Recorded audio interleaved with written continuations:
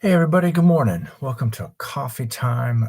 This week we start off, or at least today, the beginning of the week, we start off with in Matthew 5:3. Matthew 5:3, the start of the Beatitudes that Jesus preaches, and it says that blessed are the poor in spirit, for theirs is the kingdom of heaven. So we look at this, the poor in spirit. What does it really mean to be poor in spirit? And it's not exactly what you think. When Jesus said, blessed are the poor in spirit, it wasn't talking about resources or material possessions that we would think, as part of poverty or being poor or anything. It's a different kind of poverty that we need to be saved.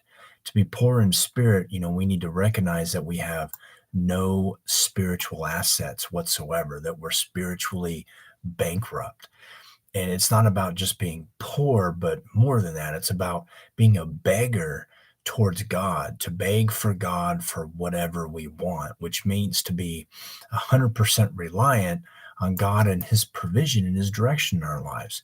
And it reminds me of like the widow, and the judge, that she kept going before the judge and just kind of, I would say, I don't want to use the word harass, but she kept being kind of like that squeaky wheel, coming at him, that she wanted justice, and he kept pushing her off, and she wanted justice. And, she kept going to him and going to him, bothering him, bothering him, bothering him. Finally, it's like because, she was kind of that poor. She didn't have anything else. She needed that. She needed something. And so she kept going, and finally, she got it, because the judge was like, good grief, I'll just give it to her.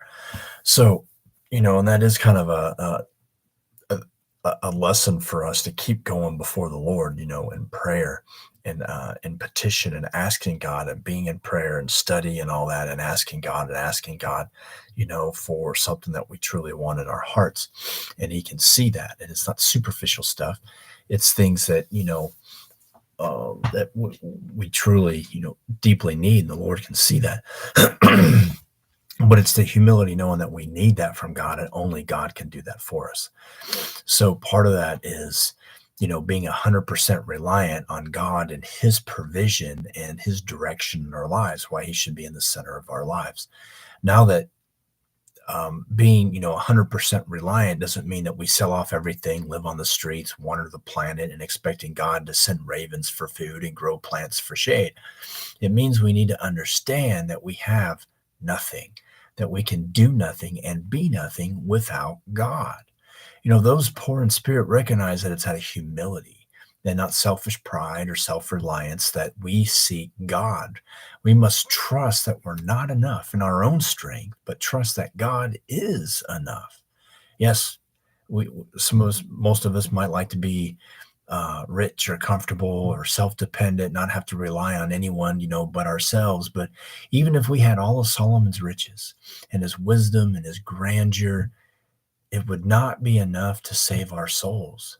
We were created to need God. It's like we have a God-sized hole that's in our heart, and the only thing that can fill it, is God. And knowing that we're poor in spirit is an absolute prerequisite for receiving the kingdom of heaven. Because as long as we harbor illusions or think that we have enough of our own spiritual resources, then we'll never receive from God what we actually and absolutely need, in order to be saved.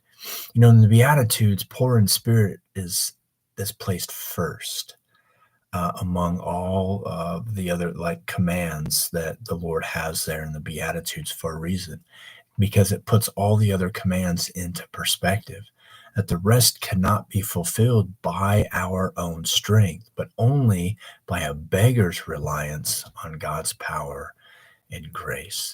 I hope you guys have a blessed day. You guys take care. God bless, and have a blessed week.